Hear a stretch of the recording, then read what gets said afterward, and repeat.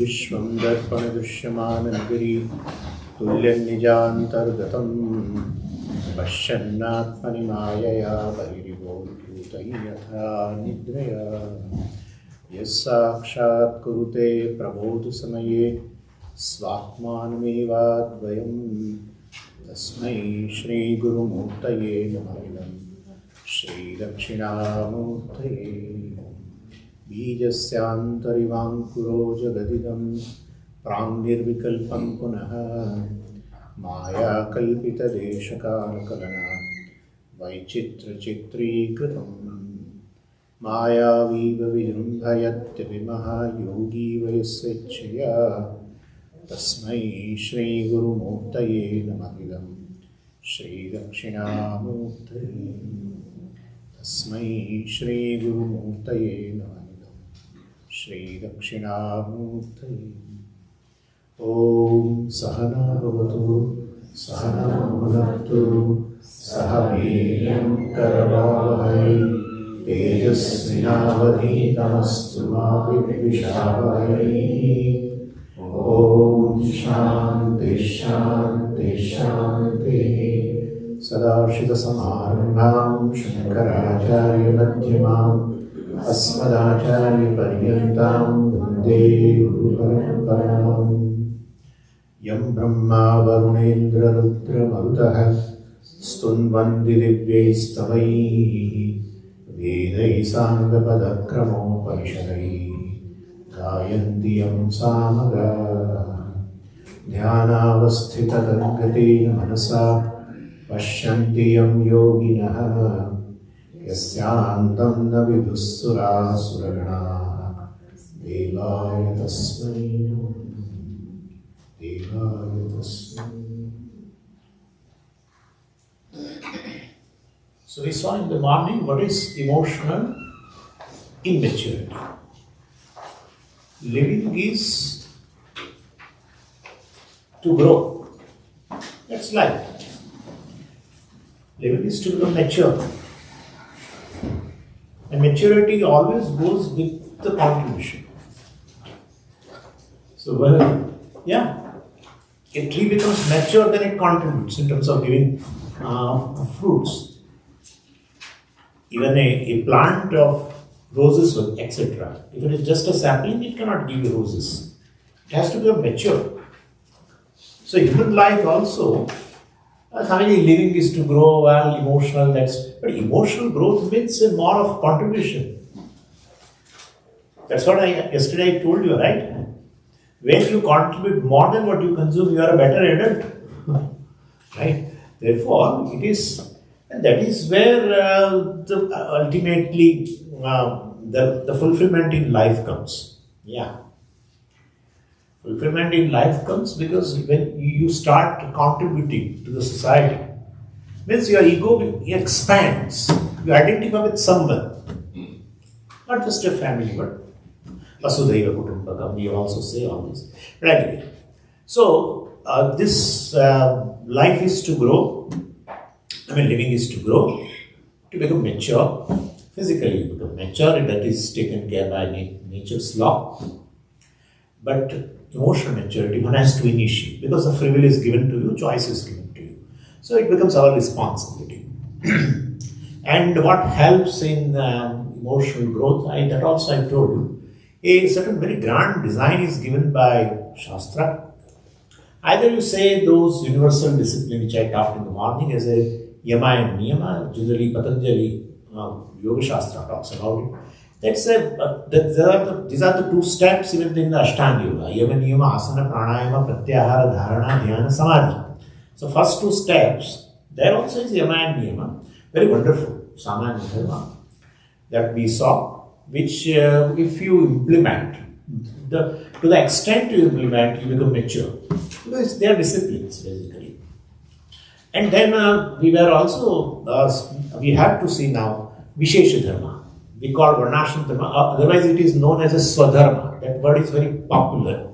Swadharma, one's own, depending upon one's own group and one's own stage in life. So there also you contribute, basically start contributing. What you are supposed to do, you do. It gives joy. What you are supposed to do, you do, it gives joy. Even laundry. If till you don't do laundry, it remains in your heart. Every evening you come from office and you say, I have to do laundry. I have to do laundry. And perhaps one Sunday goes like you come here and then this next Sunday, but the laundry remains. The day laundry remains, I tell you. What you are supposed to do, till you don't do, it remains with you. In fact, till you don't do, it may create a guilt also. Guilt also. We are not doing what we are supposed to. Writing a letter, writing emails, sending mails. 30 mails are there, and you are not responding to anyone. Looking at that itself, you close the screen. But they remain here. Calling parents in India, they are waiting. I have to go. I have to go. I have to go. So, and one day you decide to call and you call. It's effort. What is the joy? Please tell me. What is that joy in which you have not enjoyed any sense object? You have toiled for 2 hours doing laundry. Still you get a joy. What is that joy? It's a joy of doing what is to be done. It's quite different from the joy which is born of enjoying sense object through the senses. It's much different. Here the joy is dependent upon you, your own doing. The joy which is born of sense object, between the contact of sense objects and sense organs, that is all Ishvara's grace. Many times the things which you like are there on your dining table, I'm telling you, which you wanted and you told your wife that you please make it, I really love that dish. And I tell you, but you may get joy, may not get joy. Before you start eating, somebody called from the factory and said something, some untoward incident. That's it, your mood has gone. The joy between through the contact of the sense object and sense organ, you may get, you may not get. It's all your prarabdha.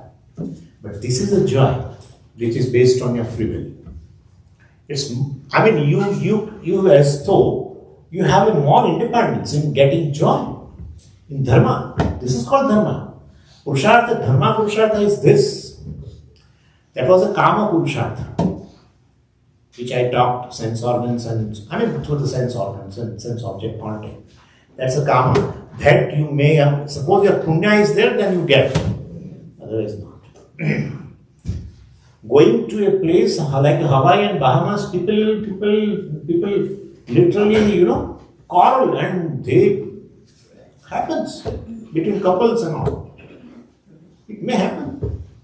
Instead of getting joy, they don't talk to each other.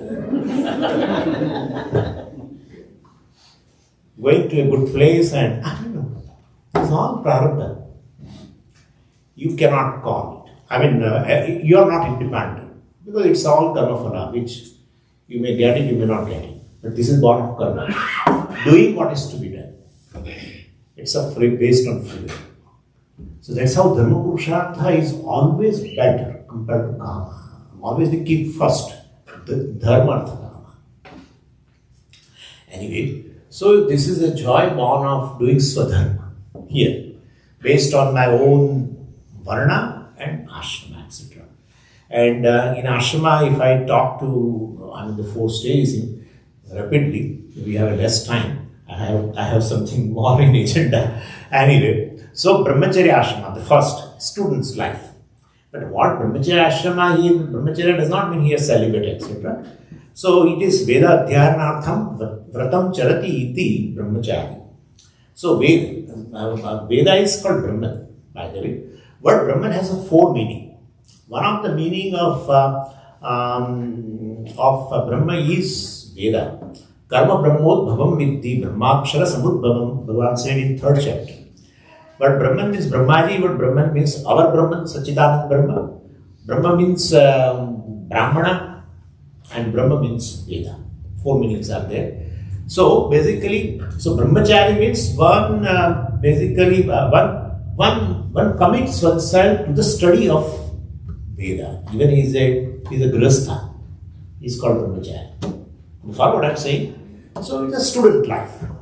And you study in those days, of course, these brahmacharis, students today and those students are different. But there, let me talk to you, that is, there the student learns for 12 years of studies, and they definitely learn what should be done in each ashrama, etc. And I belong to so and so varna, then what are the things which I am supposed to do, etc. You learn that.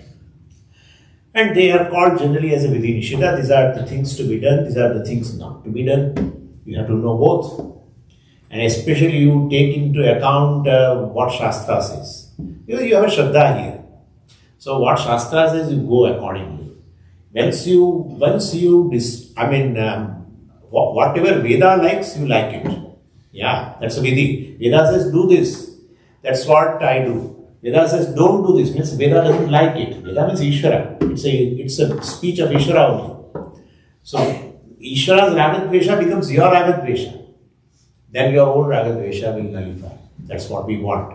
That is the main issue we are going to discuss. So therefore, this is how you grow. Yeah.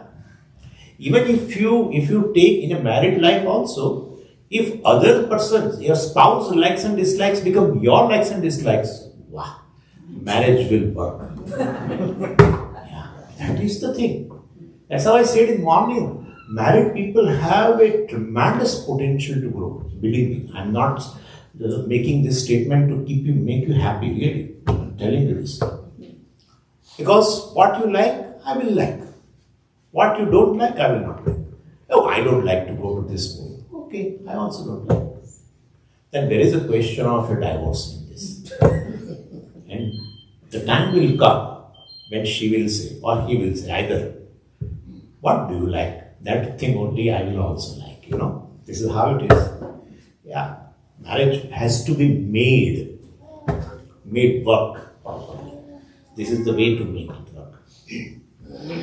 So anyway, so you learn here what is to be done in life, what is not to be done in various stages, and belonging to my group, Varna. Then the second stage is a grihasthashrama. Now you have to, it's a life of activity basically. So, and as prescribed by a particular Varna. And that is called Karma Yoga, because what you are supposed to do, you do. Not what you like, you do. That's a big thing. Generally, what I'm supposed to do, I don't like to do. And what I'm not supposed to do, I like it to do. Yeah? That is the struggle. Mahabharata is here. What I'm supposed to do, I don't like it to do. What I'm not supposed to do, I like it. What I'm not, ulta. You understand it. This is the struggle. Otherwise, we have spontaneity everywhere, but there is no spontaneity. Conflict. Pandava, Kaurava, so conflict. Yeah. What I'm supposed to do, dharma. What I like to do, ragadvesha. Dislike to do, etc. That's the thing. The struggle which is going on in mind. Anyway, so the second stage is a grihasthashrama, and there you definitely, it's a life of activity, and you grow because you are doing karma yoga. Here also you are reducing your ragadvesha now, and you gain samatvam, etc., which we'll be talking also. So I'm living there, and mainly you in that stage, if you gain a certain purity of the mind, because this thing will never happen that one's mind becomes free from likes and dislikes. It will never happen. You become free from the hold of likes and dislikes. That's it. In fact, you should have more likes and dislikes. If you can handle your likes and dislikes, that's it. If likes and dislikes start handling you, then that is not fair. So you can have number of likes and dislikes. Why we should not have it? All gods have, right? All our gods have. One likes Tulsi, the other likes Bilva Patra, and one likes something else. They have a choice in their vehicle also. One likes mouse, another likes our Dakshinamurti has an old bullock, old 1930 model or whatever car. Everyone has their own choices. One likes Pitanda, Vishnu likes, that's how the name of Vishnu is, Pitanda, Pitam Ambaram Yasse. He likes the yellow cloth. And our is a Digambara. He's a Pitambara, he's a Digambara. This is how it is. Likes and dislikes are not wrong. Likes and dislikes means desire, I am coming to that. Desires are not wrong. But if desires dictate terms with you, they dictate generally the terms. Desire is not for fun. They compel for the fulfillment. That is where the issue is. Desires are not wrong at all. Anyway, so you get a Chitta Shuddhi. You become free from the hold of likes and dislikes. Definitely you become free from the hold of likes and dislikes means that pressure has reduced. If that pressure has reduced, well, you will not cross the limits. Will not go to wrong path. Within dharma, you will try to fulfill your likes and dislikes. So this is the advantage of the Grihastha which the person has done because he has already learnt in the Brahmacharya ashrama what is to be done in Grihastha etc. And then the third stage is the Vanaprastha where extrovert physical activities are reduced, not fully stopped, but it's a withdrawal, it's a gradual, and mental disciplines are increased here in the form of meditations. So that's a stage of a human life where meditations are predominant now. Because there is something else which is to be addressed. Even if your mind becomes free from the hold of likes and dislikes, still mind keeps wandering. Yeah. Need not be your mind wanders only on the objects of like or objects of dislike. They can just wander. Mind wanders. Whenever you are free and sit, mind starts wandering here and there. Means that is to be addressed. That is in this stage. Meditation, the greatest benefit of meditation is this. Increases your attention span. My God, adults' attention span is a 9 seconds in today. Teenagers, young adults, have attention span 32 to 48 seconds. This is a current data. I am keeping certain current things, okay? Yeah. And teenagers, of course, have a 28 to 42 seconds. Children has a 29 seconds. But the children which are 2-year-old, they have a 2 to 6 minutes. Attention span has reduced so much thanks to our social media, browsing all the time. And seeing shorts especially. The shorts are for that because he can't pay attention too much. So that's how they are now giving shorts. 2 minutes, 3 minutes. Yeah. Dangerous. What will happen to humanity, I just don't know. So, these meditations in this stage, we call Vanaprastha. Because Vaneprasthana, doing meditation, definitely you have to have a certain seclusion, naturally. And so, here you get the focusing capacity, we call Chitta Ekagrata. Part of maturity, emotional maturity. So, well, being a Grihastha, you become free from the hold of likes and dislikes. Your, which I am going to say, well, it will, so your anxiety, fear, anger, etc. also reduces. And here you get a more focusing capacity, etc. There will be more grace of Ishvara because you are meditating. Then here all meditations are pertaining to whose subject matter is Ishvara. I told you in the morning itself by defining. And so, up to this is a one level of maturity. Yeah. Or you can say one level, you have gained a freedom. Freedom is a goal of life, moksha is a goal of life. You have gained a certain freedom here. Freedom from likes and dislikes, you have got it. So you have won the battle half the way already. Yeah, you have won the battle half the way. Now then teacher comes with a bell and says, you are Brahman, you are a free self. He is ready. He is ready. Because he already enjoys the freedom centered on oneself. But you follow what I am saying? It's a very intelligent design. We have to connect all these things. We Just because people say in the world that these things have to, Varnashrama is all, in Sanatana Dharma, it's all not good things, etc., etc. No. We have to go and dig into that and realize what is there. What are the principles involved there? Anyway. So this is Vanaprasthashram. And fourth stage, of course, I told you. Now rest of the freedom. What is the freedom? It means I am free from any limitations, etc. Free from freedom from sorrow, freedom from loneliness, freedom from being dejected. One has to learn all this. Swamiji, I am not included in the WhatsApp group. Yeah. So much. Everyone has so much centered on oneself. You always feel if you have a sense of rejection, sense of loneliness, so many things. Fear of death. So many things. You become free. That also. Not just freedom from likes and dislikes, hold of likes and dislikes. This is ultimate freedom, which you want. Yeah.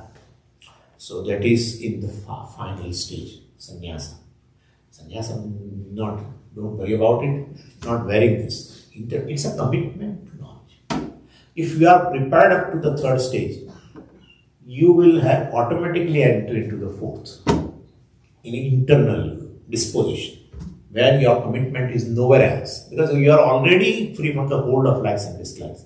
Therefore, naturally, you are not an extrovert person. And you have got a focusing capacity also, which will help you in gaining knowledge, receiving knowledge, and assimilating also.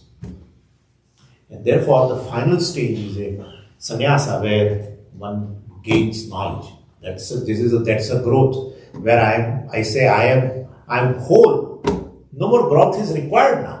I am whole. What will you add in infinite? Nothing. What will you add in whole? Even if you add, it remains whole. If you remove also something from the whole, it remains whole. Yeah. That's how we always say, whole plus whole will be whole, not two holes, double hole. If I say there will be a hole in my thinking, HOLE. Yeah. Whole minus whole will be whole. So from where all you pick? Purnamada Purnamidam Purnat Purnam Udachate. Purnat Purnam Udachate Purnasya Purnamadaya. Take away Purnam from Adaya.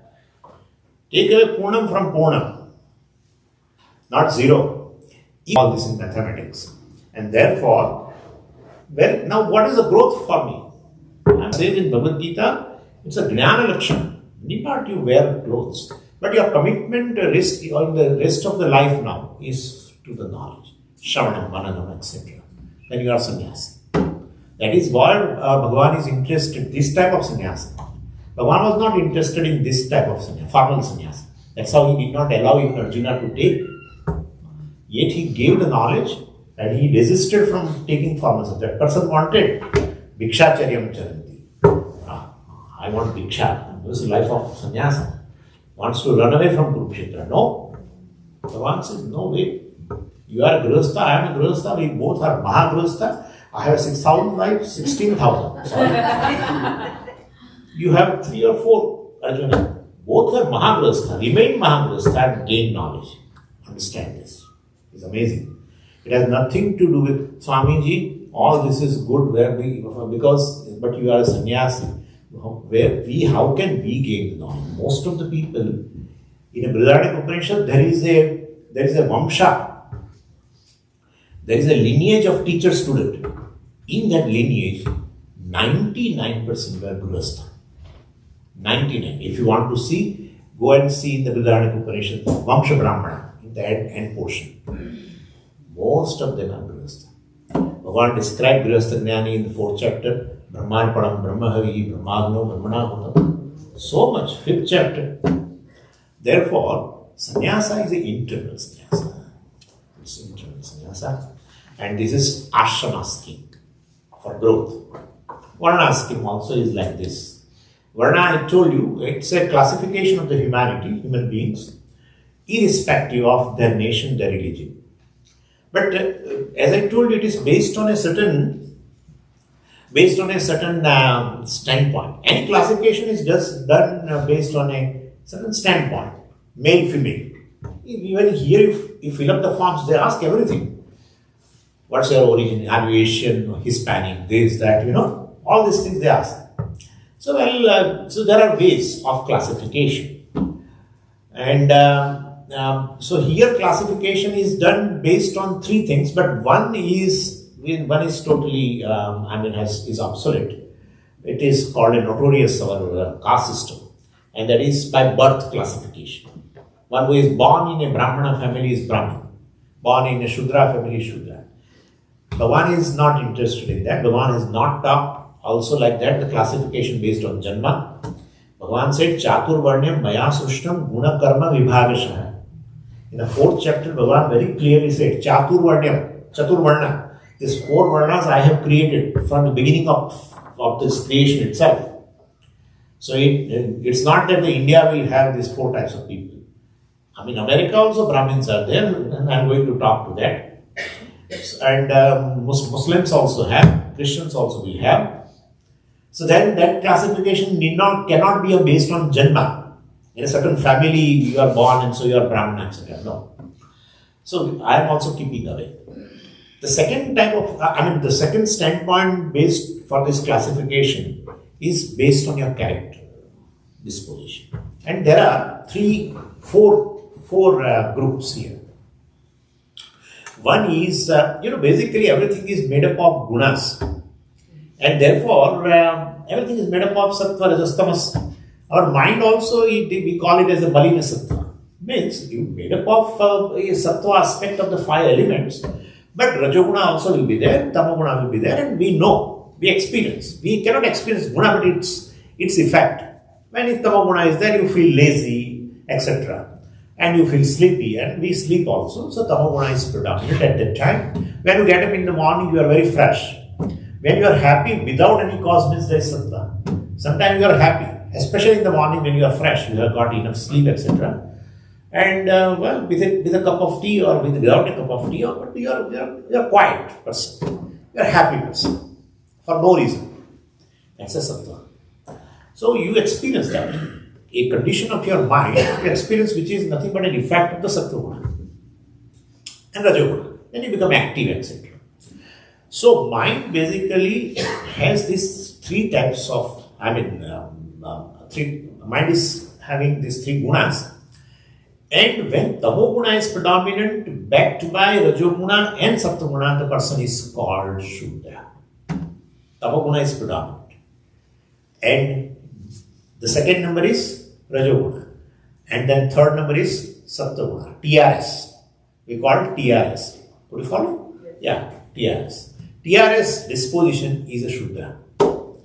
And definitely they have laziness, dullness, carelessness, lethargy. Lethargy means lethargy. You send him for some work and ultimately you will have to go again for. You send for, you are having a supposed fever and you tell X person, I don't want to say anybody in the family, that you tell, please go and get some medicine for me. It is the medicine. That person goes and buys medicine without reading expiry date when he comes. And then she reads, mother or whatever, she reads. Then she feels that she only has to go now because this is how lethargy, dullness, etc., laziness. That is the disposition of any human being, irrespective of where, in which family he is born. Maybe born in a Brahmana family, but if this disposition is there, as per the Shastra, he is a Shudra.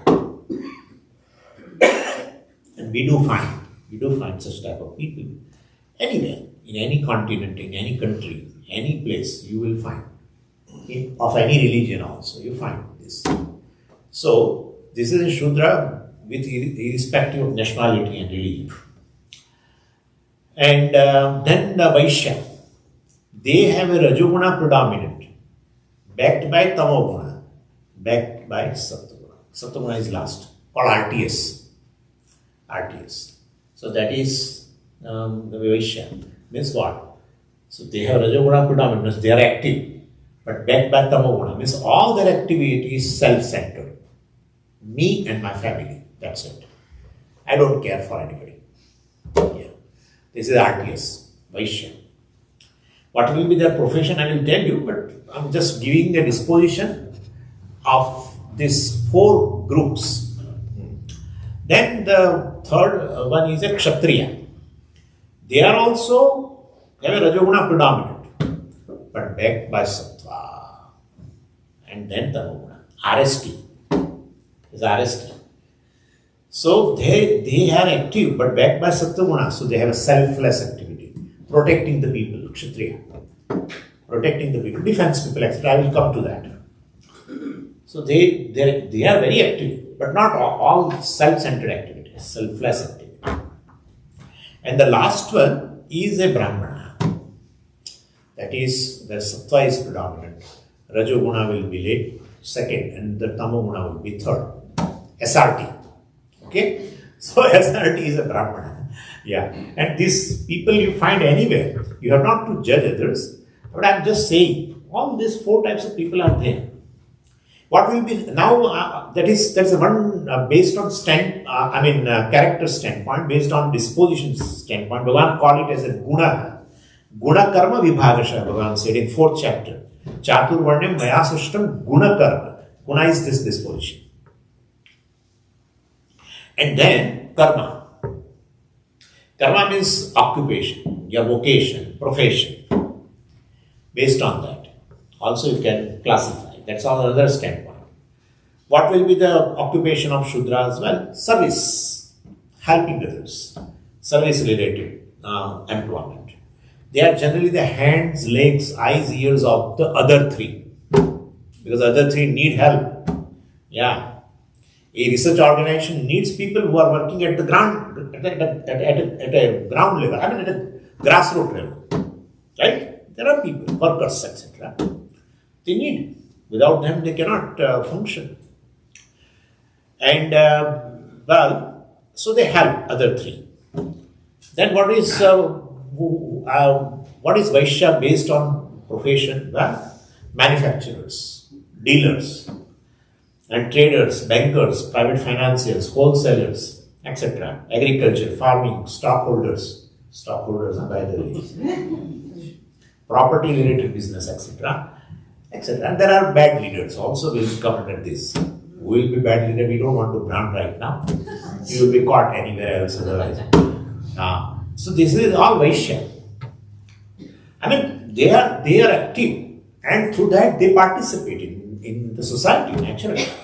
Could you follow? If they know that they have to participate through their profession, well, that is the thing. And then Kshatriya, well, definitely you know. Who is a Kshatriya by profession? Well, they are generally administrators, defense personals, and good leaders are called Kshatriya. Good leaders. Bad leaders are Vaishya. Good leaders, because they are selfish, that's how, Vaishyas. Whereas these people are all the time thinking of for the well-being of the society, those leaders. Therefore, they are Kshatriya. And the last one is Brahmana. Who is called Brahmana by profession? Well, all researchers, philosophers, preachers, teachers, educationists, and who are associated with study, teaching, etc. Scriptures, officiating priest also. They are Brahmana by profession. So this is how it is. We should know that there is no gradation, superior, inferior, so far as birth is concerned, and so far as occupation is concerned. Because in any organization, you require all. Right? So by occupation, Shudra is inferior and no. In any organization, all departments are there and all departments have equal importance. All departments. So, like in our body itself, there are various organs, and various organs do varieties of functions. Now, kidneys, etc., and our other organ which removes the waste from our body. Well, Swami, they are like Shudra. No? If there is a renal failure, kidney fails, then what will happen? The head is things, therefore that is the base thing. No, all are required. All types of functions are required, and therefore based on the profession, it's not profession but based on activity, we cannot give a gradation to any, that is superior or inferior. Same way in a body of society also, all are required. Helpers are also required and defense personnel required, manufacturers, dealers, all are required. Teachers are also required. And therefore, so far as the profession is concerned, all are equal. So far as birth is concerned, all are equal. Just because somebody is born in a Brahmin family means he is good. No. We should know what is his disposition, what type of activity he does in his life. We have to see that. If he is a butcher, etc., we cannot. Anyway, so then there is no gradation at all. There is a gradation based on disposition. If you are SRT, if you have a sattva predominant, well, definitely you are a better person. So, guna-wise, Guna Brahmana is the best person. Yeah, because he is the person who is prepared now for knowledge. So, he has gone through the Karma Yoga and, Chitta Shuddhi and everything. Definitely that person is better. That person is better, which we call as a Brahmana. Anyway, this is enough. Okay? Now we'll have to go to the cause of this emotional immaturity, cause of this anger and frustration and fear and anxiety and all these things. There is some cause. There is some nucleus. We have to attack on that nucleus. We have to see that. So, this basically this creation is a setup. And which is not, of course, created by me. I am born in this creation. I have been given everything. The body, mind, senses and everything. The capacities, powers and parents and the rest of the thing. Everything is given. Nothing is created by the human being. So everything is given. This is a setup. And I happen to relate to this setup. Now, in this particular setup, the world, which we will be discussing while we discuss Ishvara, we will discuss that whole creation also is a Ishvara, we will see that. But it's a setup which is Ishvara, but basically, this person who relates to that, he relates to this world, not looking upon the world as it is, but he looks to this world or relates to this world through his anxieties, fears, insecurities, etc. All the time.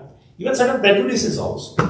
Anywhere you relate even to other person, well, if you have a certain past experience, you always look to the person through that.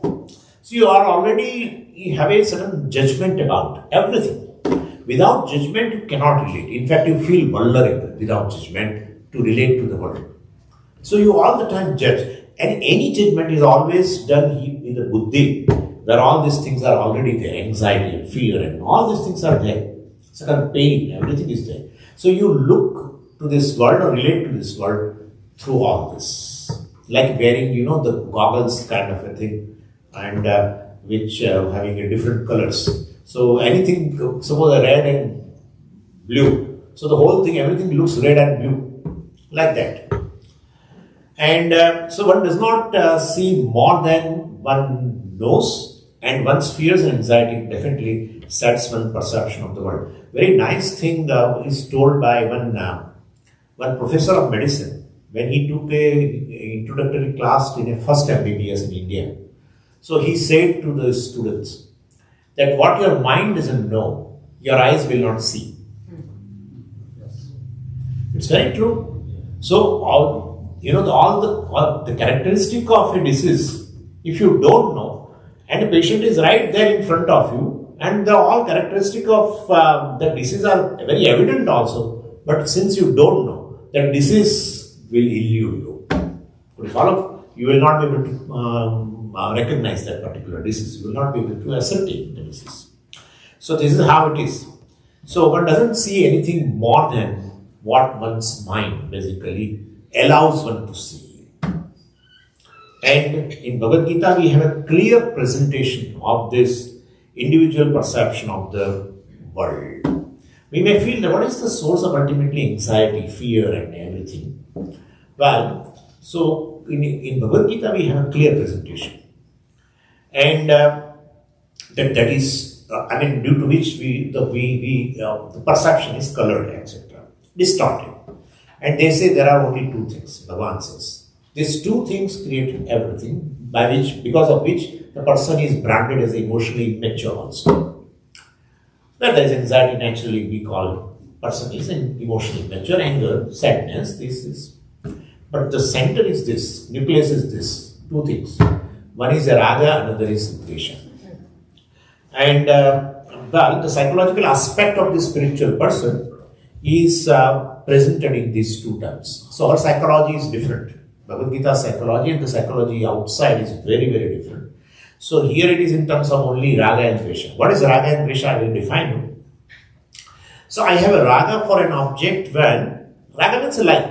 I have a like for an object when I consider a given thing desirable. Why I consider it as a desirable? Because in its presence, I expect myself to be happier, more secure. So anything which is considered desirable, for which I will have a like. Why I consider it desirable and therefore I like? Because in its presence I feel more secure, more happy. That's it. The second thing is a dvesha, dislike, opposite. Dislike for an object means in the presence of or experience or possession of an object, you feel there is a threat to your happiness or security. So this is how it has been defined. Could you follow?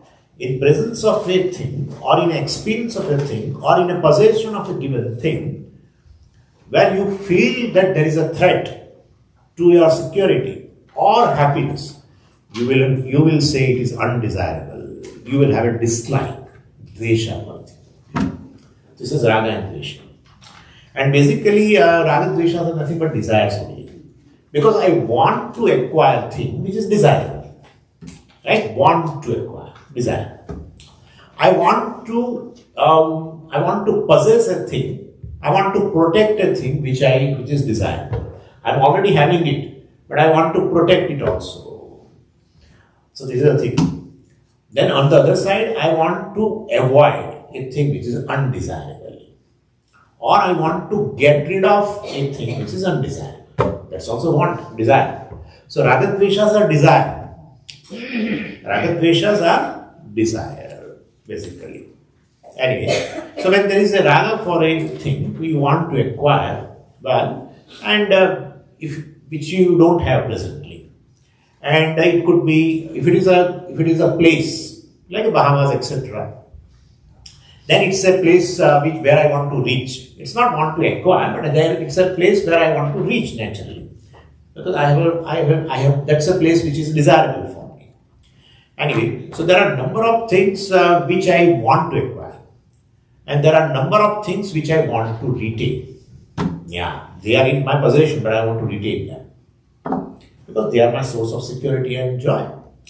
So, my health. I'm a healthy person, but I want to retain. I have money, but I want to retain. So this is all raga. And my job. Also, I have a job, but I want to retain it. And hair on my head. I don't have, but you people can tell. You have a hair on your head and you want to protect. So then Kesha Kanti, etc., whatever is available. So you can use it. So this is, and your usefulness in a given setup. You want to retain. Yeah, you know. If people find in a setup that you are not much useful, there is a threat. Threat of being thrown out. You want to retain your usefulness. That's also raga. In a given setup. You all the time feel, you want to prove to others. In others' eyes, you want to prove that you are a very significant being, very desirable being, very useful being, etc. Everybody does practically. I want to prove in your eyes that I am like this significant being.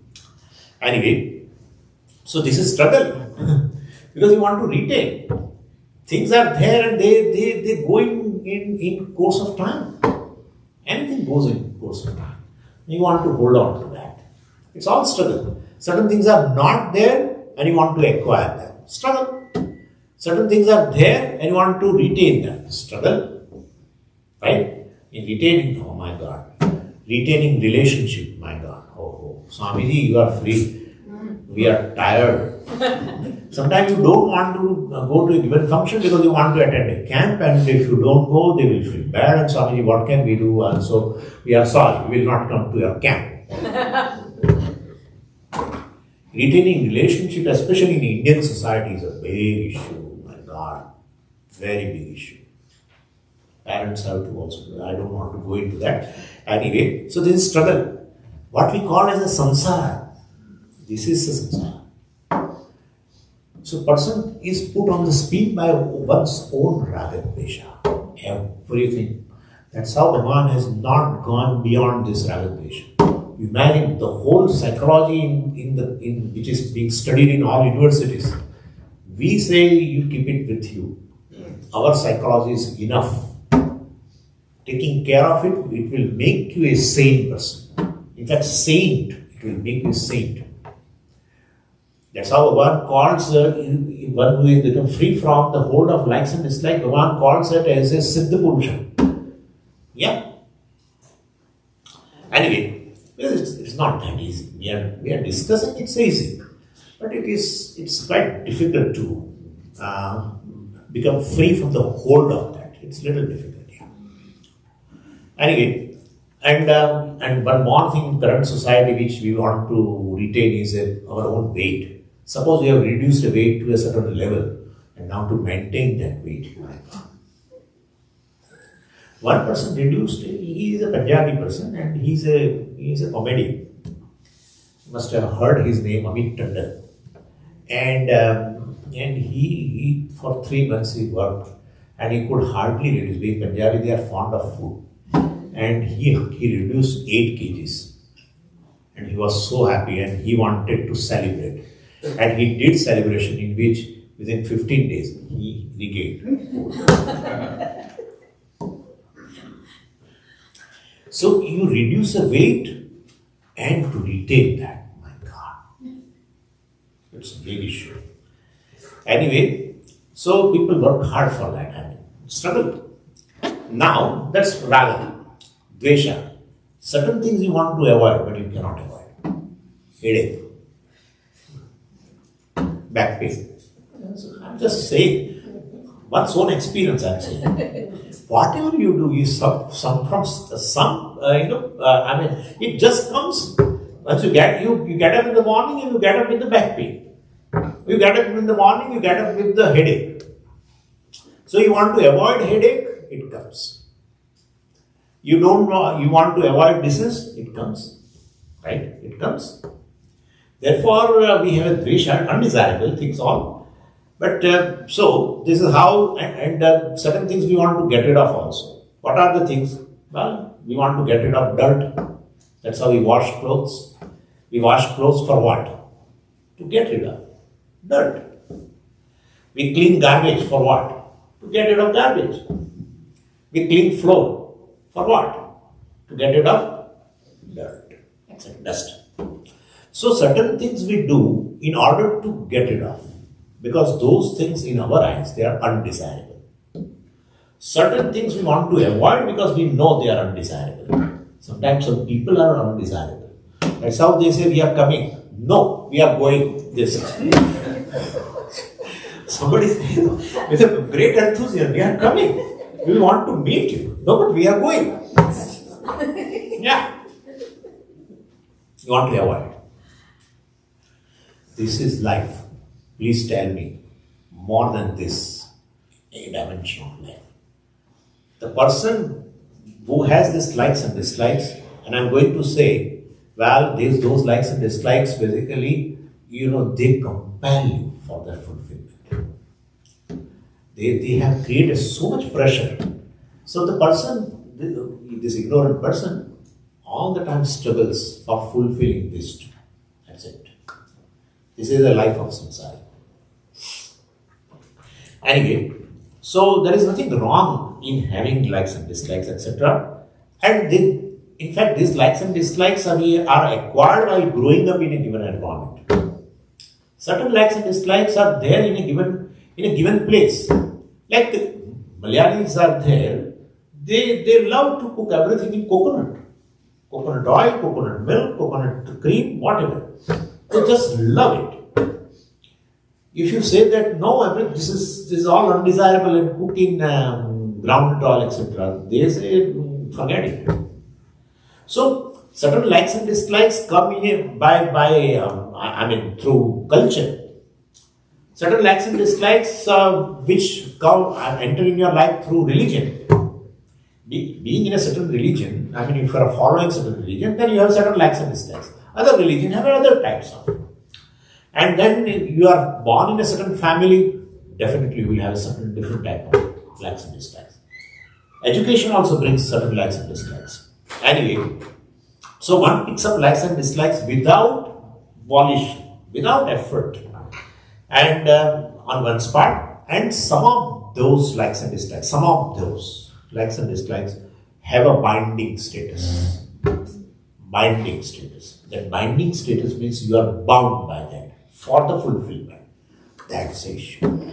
Because you are going to ask in the evening, Swamiji, desire, you said on one side is a privilege, and now you say desire is like this, creating all havoc. Yeah, binding desire. There are certain desires, likes and dislikes you have, but you yourself are comfortable without fulfilling. You will see certain things. If they ask you, what do you want, tea or coffee? Suppose if I don't have much a like or dislike for that, but I say either of that. I can say either of that. Means what? Either of that drinking either of that I will be a comfortable person. So means it has no binding status. That's how Pujya Swami always used to call that the desires should be converted from the binding status to the non-binding status. That's how I said ragadveshas are not wrong. You can have a number of ragadveshas, but if they basically compel you for the fulfillment, then definitely it is not wrong. It is definitely wrong. Yeah. So anyway, and in the process of fulfillment of your likes and dislikes, binding likes and dislikes, you pick up fears. Yeah. You have fear. You want to fulfill certain desire and you find particular person also is behind that. You have fear. You will have anxiety. So fears and anxieties are born of this. Anger also. If you cannot fulfill a given desire, whoever is obstacle, he will be an object of your anger. Jealousy also. Yeah. What you like, you don't have, and others have, and in abundance, suppose. My God. Jealousy. So all basically are products of Matsarya. Matsarya means, you compete with others. You also like certain thing, like money, etc. And other also. And then you compete with the person. In a competition, what happens, you know very well. And mada also will come, pride, etc. also. When you fulfill a desire, definitely you have a pride. When you get certain things which you expected, which you liked and you expected, and you got it, you have a pride also. So all basically the issues, emotional issues which bring the emotional immaturity, have a nucleus in this. Unfulfilled likes and dislikes. Unfulfilled. And now I'm going to say, unfulfilled likes and dislikes outnumber fulfilled likes and dislikes. That is where the pain is. If any likes and dislikes, any desire is there, and if you fulfill, fine, wonderful, you have satisfaction. But number of unfulfilled likes and dislikes, desires are more. How I am going to explain. So anyway, so in the process of fulfillment of your likes and dislikes, you also pick up fears and anxieties, because you could not fulfill always all likes and dislikes. But Swamiji, why I cannot fulfill all likes and dislikes? Because to fulfill your likes and dislikes, you should have enough knowledge, enough power, enough skills. Well, you have a limited knowledge and limited skills. And therefore, whatever desire you entertain and you do an activity in order to fulfill that desire, well, but since all the factors you do not know, which can bring that particular desirable result, which, well, in that case, you will have to settle for something less, or sometimes opposite result also. Therefore, number of likes and dislikes unfulfilled, they are more. That's a nucleus. That is the point of a pain. Anyway, so and world is not going to be seen naturally by you as it is now. Somebody you will look upon as a source of fear, source of anger, object of anger, object of jealousy. Anxieties also will remain. So this is how insecurity will remain. All that child's perception continues. And the question is there anyone who can say for a single day has fulfilled all likes and dislikes? No. Swami, today I have fulfilled. I wanted to eat something and I got that thing in the dining hall. And from morning onwards, everything is unfulfilled. But I'm telling you, desires are of varieties. They are of different types. This is also a desire. I want my spouse to be different. What? That's it. In fact, that remains unfulfilled since 10 years. Yeah. You imagine, I want my siblings to be different than what they are. I want my kids to be different from what they are. I want politicians to be different from what they are. I want American society to be different from what it is. I want religious leaders to be different from what they are. I want my parents to be different from what they are. Moment you open a topic to any person, initially everything fine, then immediately complaint starts. Dissatisfaction. Please understand. A complaint means a dissatisfaction, unfulfilled desire. Number of them are there. How many? You want president to be different. What is? How many things? You want stock market? I don't know. Number of things. Perhaps we want Swami to be different from what he is. Could be possible. I'm just saying. Anywhere, within no time when we start relating, within no time, it is arises for the person. Some dissatisfaction, complaint arises. That's an agenda. That's what I told in the morning. One has to unload all of them. At the time of meditation, Ishvara should be there. No, they all are there. Moving around without ticket. Anywhere you go, they are there. They are all the time there. It's the only way of unloading them is dropping this agenda. At least momentarily. I wish he's different. I wish she's different. I wish. So love and care for our people doesn't bring, cannot make you disturbed person, cannot make you tense. Our agenda that he or she should be different from what he or she is right now. Everybody wants to change everyone else. And then other person thinks that you better change. Other person says, you better change and we are fine. Now I'm telling you because our Swami is telling. Your Swami and you both have to change.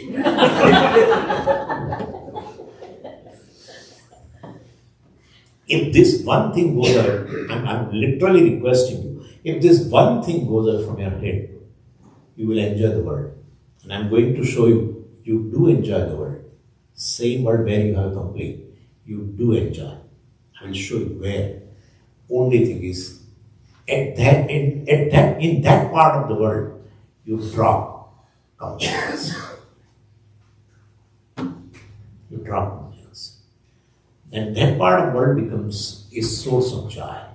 And when you come home, everything starts. Right? Because it's also the world, same world, but no. You are the same person who enjoyed just before half an hour. Now you are the same person. Because that desiring person, that anxious person, anxiety person, the demanding person, etc., complaining person, comes forth. One thing, even person doesn't gain Brahma Jnana, nothing to worry. If this is there, you will enjoy your life. Enjoy your life. Yeah. Anyway, so, yeah, still 5-10 minutes I can take, right? Yeah. So, there is not a single person who can fulfill all the desires, likes and dislikes, even for a single day. And when I'm a child also, from childhood, when I'm a child, well, my likes and dislikes remain unfulfilled. When I grew up to be a boy, well, definitely many of my desires remain unfulfilled. Who doesn't want to be the first in every sports as a student, right? Who doesn't want to come to be the first in every class, etc. Who doesn't want? Everyone wants. But you have to settle for something less all the time. So, as a young man also, of course, my God, you have many, many wants which are not fulfilled. Yeah, you ask to any young person, he will tell his ambitions also, at the same time he will tell he feels he or she is the only intelligent being. Including they are ready to become advisors to the government also. Financial advisors, this and that. They say the government doesn't know how to function. The recession is going to come, I'm telling you. And like that, and they think that you should be called for advice, etc. So, but they are not calling. Unfulfilled desire. It remains in your heart. Burns your heart. Anyway, so many of the unfulfilled likes and dislikes remain with you. Some of them are mutilated. Some of them are injured. Some of them are hurt. Some of them are bleeding. And some of them are breeding also. Yeah. Some of them are breeding. The likes and dislikes that you have fulfilled, they give rise to new likes and dislikes, new desire. Desire leads to desire. Yeah. So, the world is not going to be seen by you as it is. You can understand now. With all these things going on inside, and there is fear, anxiety, insecurity, concern in you, and all this contaminate your perception of the world. That is the person relate to the world. Not the person who has learned Bhagavad Gita classes. That is there in intellect. But one who relates is this person. Emotionally immature. And that pain comes out in form of anger. That pain, dissatisfaction, anger is a manifestation of a pain. Pain is the seed of anger. If you are in a pain, you will give pain to others. What you have, you can give. What you don't have, you cannot give. Simple rule. If you are a happy person, you can see that you spread happiness around. If you are in anger, you will, if you are angry, in a family, everyone becomes tense and they also get angry. If you say something here and there, they also become angry. What you have, you will give. Because that is the person who relates to the world.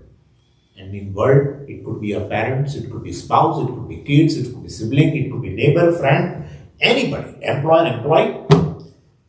The emotional being only relates. The one who has all this unfulfilled likes and dislikes. That's how emotional maturity is very, very important. Very important. Where you have a say over all emotions. You have a say over your likes and dislikes, ultimately, which is the cause of all this. And this, I told you, that a part of the world where your anxiety, fear, your desiring mind, projecting mind, complaining mind is not there. Your subjectivity is not there. You experience also. That's how I'm saying with the confidence. When you go to a nature, when you go to a certain place, even go to trail where there's beautiful, the creeks are there and trees are there, and maybe now flowers are there. When you see that, what complaints you have for this spring? What complaints? You don't have any, right? Oh, this creek is good, but it should not come from this side. It should have come from that side. Such champions are there, then there is no source of joy. Mountain, they say, this mountain is a really ugly looking mountain. When you see mountain, ocean, all these things, when you see, the desiring person, the complaining person gets dropped. Yeah. In the same word, you enjoy it. Same word, you enjoy it. So his nature gives joy. And our home does not give joy. It's not. All is one word. But you feel so. Because in one part of the world you go, you drop these complaints. Your complaining nature, desiring, anxiety, worry, etc. also get dropped. That's it. You accept the mountain as it is. This is how the mountain is. You accept it. There's total acceptance of a given thing. When there is an acceptance, well, definitely there is a harmony between you and what you see. Then you enjoy that. But when you come home and you meet your kid or a spouse and you feel, I don't know what her parent or his parent taught him or her. I don't know. Thousands of times already I told her, but still she's saying, you will say. ये संवाद चलता है संवाद. One talks to oneself like that. How will I change her? Like that he keeps talking, sitting on a sofa. Same word. Only thing is you have to develop an attitude that this is how a world is. This is how the spouse. We did in morning today. Yeah. Then you can remain free from. You give, Pujya Swamiji's statement is you give freedom to others in order to gain freedom, get freedom. Give freedom to get freedom. That's the thing. That's a sutra. Anyway, so our subjectivity is generally absent when we are with the nature, mountains, sky, stars, birds, anything, trees. We enjoy as they are. So the frightened mind, etc., is absent there. But when it comes to certain situation, when people are involved, when my own life, etc., is involved, then I do not relate really to the actual world. I rather relate to the world which is projected by my mind through all this ragadvesha. And so an appreciation and understanding of these likes and dislikes and the capacity to manage them, well, to make my free will free from this hold of likes and dislikes is called emotional maturity. Emotional maturity is winning the battle, half the battle won. Yeah. The goal is freedom. The first step is you get freedom from the hold of likes and dislikes. That itself will pave the way for the rest of the thing. To gain, to understand the self as the free self. Because you already enjoy the freedom centered on yourself. You are already started. That's how that person, emotionally mature person, is a person who is called a prepared person. He has a prepared mind for the adhikari, qualified person for self-knowledge. So this is how the thing is. I have to discuss a few more things, but I hope tomorrow we will be able to do. And I have to give how to neutralize this ragadvesha, how to reduce its pressure.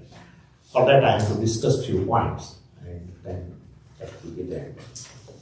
Om Purnamada Purnamidam Purnat Purnamudachyate Purnasya Purnamadaya Purnameva Vashishyate Om Shanti Shanti Shanti